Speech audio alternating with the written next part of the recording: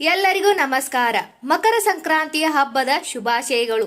ಮಕರ ಸಂಕ್ರಾಂತಿಯ ಹಬ್ಬದ ದಿನ ಈ ಒಂದು ಕಥೆಯನ್ನ ಕೇಳಿದರೆ ಶನಿ ದೋಷವು ಪರಿಹಾರವಾಗುತ್ತದೆ. ಅದು ಯಾವುದು ಎಂಬುದನ್ನ ಈ ವಿಡಿಯೋದಲ್ಲಿ ತಿಳಿದುಕೊಳ್ಳೋಣ. ಅದಕ್ಕಿಂತ ಮುಂಚೆ ಇನ್ನು ಯಾರು ನಮ್ಮ ಚಾನೆಲ್ ಅನ್ನು ಸಬ್ಸ್ಕ್ರೈಬ್ ಮಾಡಿಲ್ಲ, ಪ್ಲೀಸ್ ಸಬ್ಸ್ಕ್ರೈಬ್ ಮಾಡಿ. ಜನವರಿ 15ರಂದು ಮಕರ ಸಂಕ್ರಾಂತಿಯ ಹಬ್ಬವನ್ನ ಆಚರಿಸಲಾಗುವುದು. ಈ ದಿನ ಸೂರ್ಯ ದೇವರು ಧನು ರಾಶಿಯಿಂದ ಹೊರಟು ಮಕರ ರಾಶಿಯನ್ನ ಪ್ರವೇಶಿಸುತ್ತಾನೆ. ಈ ಗ್ರಹ ಚಲನೆ ಬದಲಾವಣೆಯನ್ನ ಮಕರ ಸಂಕ್ರಾಂತಿ ಎಂದು ಕರೆಯಲಾಗುತ್ತದೆ. ಮಕರ ರಾಶಿಯ ಅಧಿಪತಿ ಶನಿದೇವ. ಸೂರ್ಯನಿಗೂ ಪುತ್ರ ಶನಿದೇವನಿಗೂ ನಡುವೆ ದ್ವೇಷವಿದೆ. ಆದರೆ ಈ ಮಕರ ಸಂಕ್ರಾಂತಿಯ ಸಂದರ್ಭದಲ್ಲಿ ಸೂರ್ಯನು ತನ್ನ ಮಗ ಶನಿದೇವನ ಮನೆಯಲ್ಲಿ 1 ತಿಂಗಳ ಕಾಲ ವಾಸವಾಗಿರುತ್ತಾನೆ.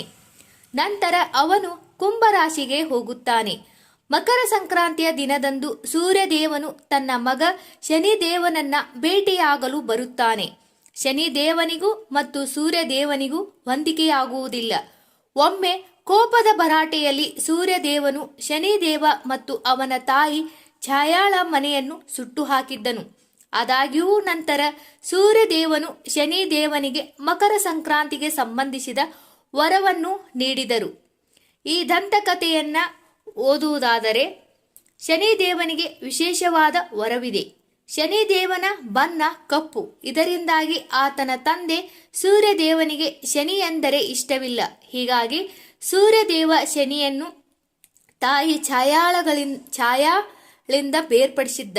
ಇದರಿಂದ ದುಃಖಿತಳಾದ ಛಾಯಾ ಸೂರ್ಯದೇವನಿಗೆ ಕುಷ್ಠರೋಗ ಬರುವಂತೆ ಶಾಪ ನೀಡಿದಳು. ಸೂರ್ಯದೇವ ಕುಷ್ಠರೋಗ ಪೀಡಿತನಾದ. ಆಗ ಸೂರ್ಯದೇವನ 2ನೇ ಹೆಂಡತಿ ಮಗ ಯಮರಾಜನು ತನ್ನ ಕಠೋರ ತಪಸ್ಸಿನಿಂದ ತನ್ನ ತಂದೆ ಸೂರ್ಯದೇವನನ್ನ ಗುಣಪಡಿಸಿದನು. ಕುಷ್ಠರೋಗವನ್ನು ತೊಡೆದು ಹಾಕಿದ ನಂತರ ಸೂರ್ಯದೇವನು ಕೋಪಗೊಂಡು ಶನಿದೇವ ಮತ್ತು ಛಾಯಾಳ ಮನೆಯಾದ ಕುಂಭವನ್ನ ಸುಟ್ಟು ಹಾಕಿದನು. ಇದರಿಂದ ಛಾಯಾ ಮತ್ತು ಶನಿದೇವ ತುಂಬಾ ದುಃಖಿತರಾದರು. ಮತ್ತೊಂದೆಡೆ ಯಮರಾಜ ಸೂರ್ಯದೇವನಿಗೆ ಛಾಯಾ ಮತ್ತು ಶನಿದೇವ ಜೊತೆ ಈ ರೀತಿ ವರ್ತಿಸಬೇಡಿ ಎಂದು ಸಲಹೆ ನೀಡಿದನು. ಸೂರ್ಯದೇವನ ಕೋಪ ಶಾಂತವಾದಾಗ ಅವನು ಒಂದು ದಿನ ಮಗ ಶನಿದೇವ ಮತ್ತು ಹೆಂಡತಿ ಛಾಯಾ ಅವರ ಮನೆಗೆ ಹೋದನು. ಶನಿಯ ಮನೆಯಲ್ಲಿ ಏನೂ ಉಳಿದಿಲ್ಲ ಎಂಬುದನ್ನು ಸೂರ್ಯ ನೋಡಿದನು. ಎಲ್ಲವೂ ಸುಟ್ಟು ಬೂದಿಯಾಗಿತ್ತು. ಶನಿದೇವನ ಮನೆಯಲ್ಲಿ ಕಪ್ಪು ಎಳ್ಳು ಮಾತ್ರ ಉಳಿದಿತ್ತು. ಆ ಕಪ್ಪು ಎಳ್ಳಿನೊಂದಿಗೆ ಶನಿದೇವ ತಂದೆ ಸೂರ್ಯದೇವನನ್ನ ಸ್ವಾಗತಿಸಿದನು. ಇದನ್ನು ಕಂಡು ಸಂತಸಗೊಂಡ ಸೂರ್ಯದೇವ ಶನಿಗೆ ಮಕರ ರಾಶಿ ಎಂಬ 2ನೇ ಮನೆಯನ್ನ ಕೊಟ್ಟ. ಮಕರ ಸಂಕ್ರಾಂತಿಯಂದು ಮಕರ ರಾಶಿಯಲ್ಲಿ ಸೂರ್ಯನು ಬಂದಾಗ ಶನಿಯ ಈ ಮನೆ ಸಂಪತ್ತು ಮತ್ತು ಧಾನ್ಯಗಳಿಂದ ತುಂಬುತ್ತದೆ ಎಂದು ವರವನ್ನು ಕೊಟ್ಟನು.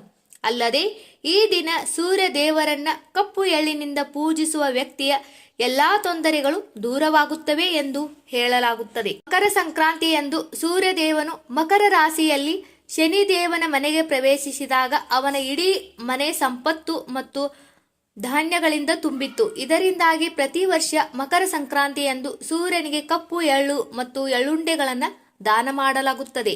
ಸೂರ್ಯ ಮತ್ತು ಶನಿದೇವ ಕಪ್ಪು ಎಳ್ಳಿನಿಂದ ಪೂಜಿಸುವುದರಲ್ಲಿ ಸಂತೋಷ ಪಡುತ್ತಾರೆ. ಈ ಎಲ್ಲ ಮಾಹಿತಿಗಳು ನಿಮ್ಗೆ ಇಷ್ಟ ಆದರೆ ಈ ವಿಡಿಯೋಗೆ ಒಂದು ಲೈಕ್ ಮಾಡಿ. ಇನ್ನು ಯಾರು ನಮ್ಮ ಚಾನಲ್ ಅನ್ನು ಸಬ್ಸ್ಕ್ರೈಬ್ ಮಾಡಿಲ್ಲ, ಪ್ಲೀಸ್ ಸಬ್ಸ್ಕ್ರೈಬ್ ಮಾಡಿ. ಎಲ್ಲರಿಗೂ ಧನ್ಯವಾದಗಳು.